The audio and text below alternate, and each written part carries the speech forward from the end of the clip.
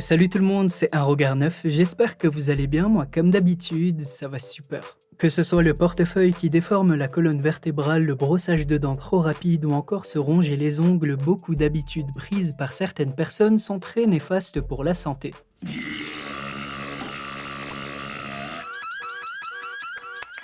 Ouais, cool, génial. On part donc aujourd'hui, la team à regard neuf, à la découverte de 9 mauvaises habitudes vraiment dangereuses pour la santé. C'est parti. Numéro 1. Ranger son portefeuille dans la poche arrière. On commence par une habitude que beaucoup d'hommes pratiquent, il s'agit de ranger son portefeuille dans la poche arrière de son pantalon.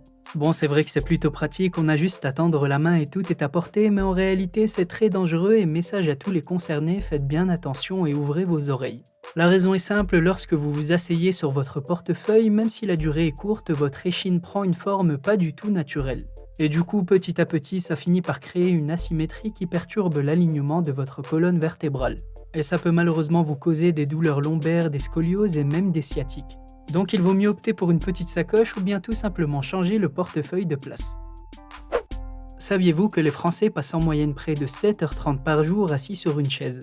Il faut savoir que rester assis longtemps nuit vraiment à la santé et d'après certains ce serait même le nouveau mal du siècle.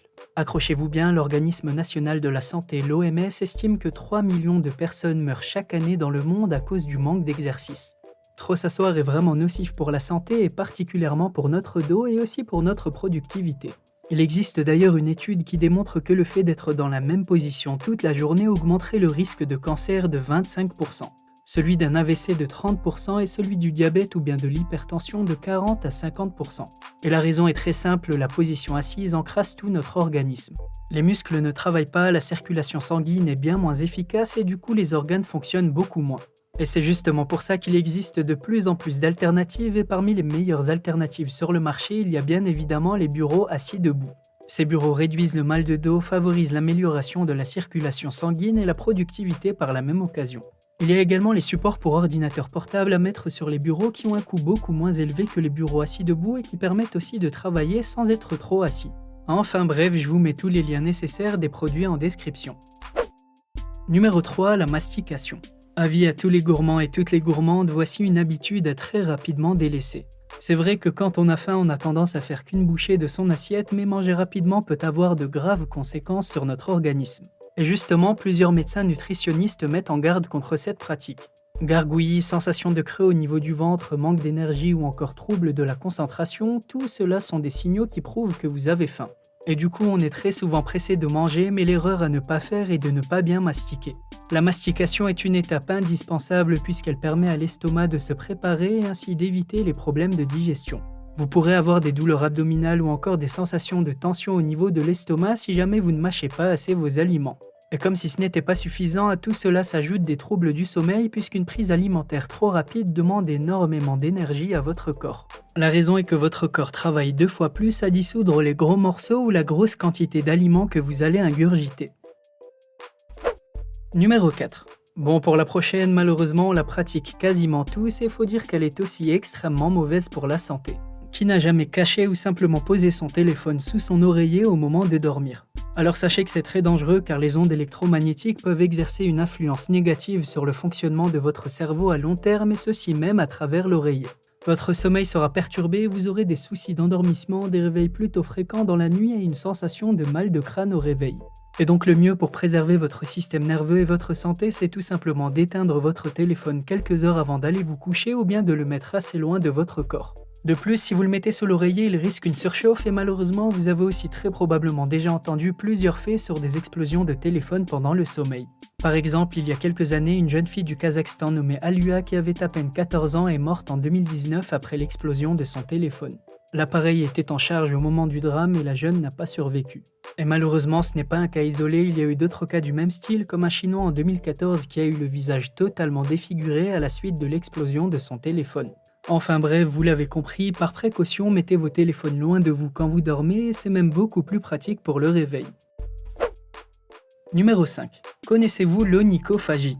C'est le nom qu'on donne à la très mauvaise manie qui consiste à se ronger les ongles. Et déjà qu'esthétiquement c'est pas très joli, mais en plus de ça, ça peut engendrer des troubles au niveau de votre santé.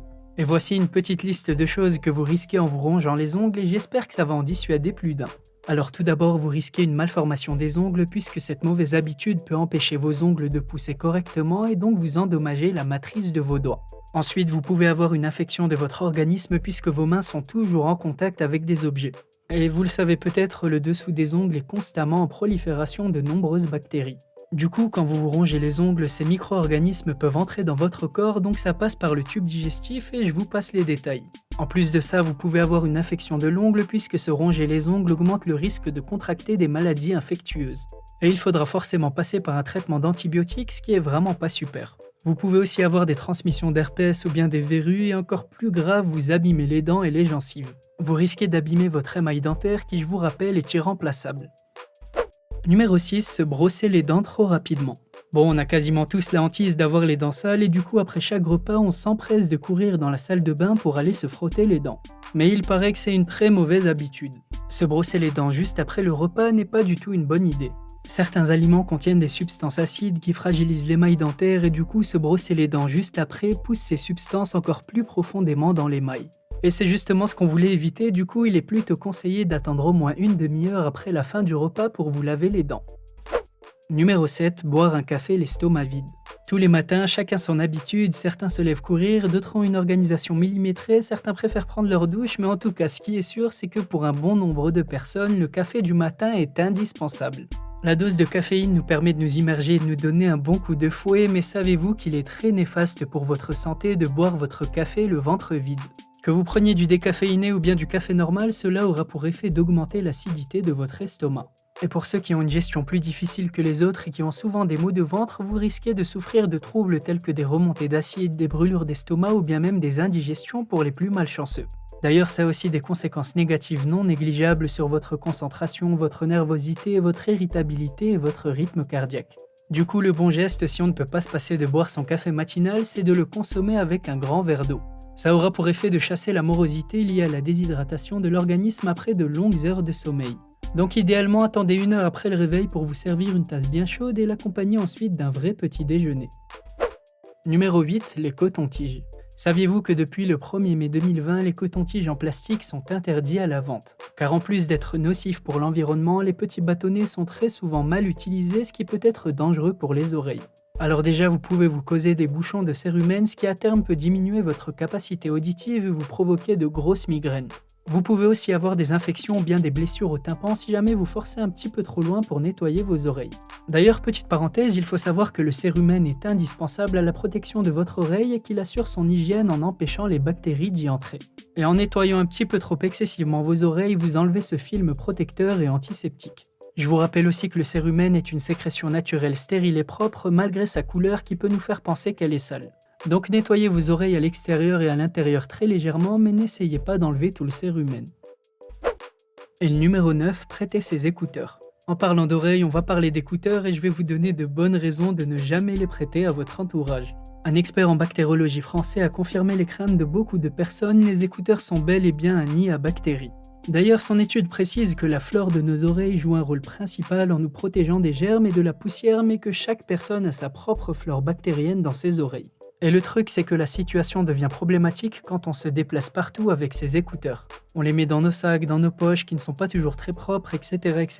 Et plusieurs études démontrent que les écouteurs multiplient par 11 le nombre de bactéries présentes dans nos oreilles. Donc vous l'avez compris, les prêter est forcément une mauvaise idée. Et malheureusement, même s'il s'agit de votre partenaire ou bien d'un membre de votre famille proche, puisque vous allez recevoir de nouvelles bactéries de sa part et ça peut causer des boutons, des champignons, otites et plein d'autres infections. Bon, heureusement, il y a quand même une solution, c'est de désinfecter très régulièrement vos écouteurs au moins une fois par semaine. Et surtout, les ranger très sagement dans une boîte faite spécialement pour eux. C'était tout pour moi la team Regard 9 et j'espère comme d'habitude que cette vidéo vous a plu. Si c'est le cas, n'hésitez surtout pas à laisser un petit pouce bleu, à me donner vos avis en commentaire et à vous abonner si ce n'est pas déjà fait. Comme je vous l'ai dit plus tôt, je suis également sur les réseaux sociaux et particulièrement sur Instagram, alors je compte sur vous pour aller y jeter un coup d'œil, le lien est dans la description. Sur ce, on se dit à très bientôt pour une toute nouvelle vidéo, prenez soin de vous, portez-vous bien et à la prochaine.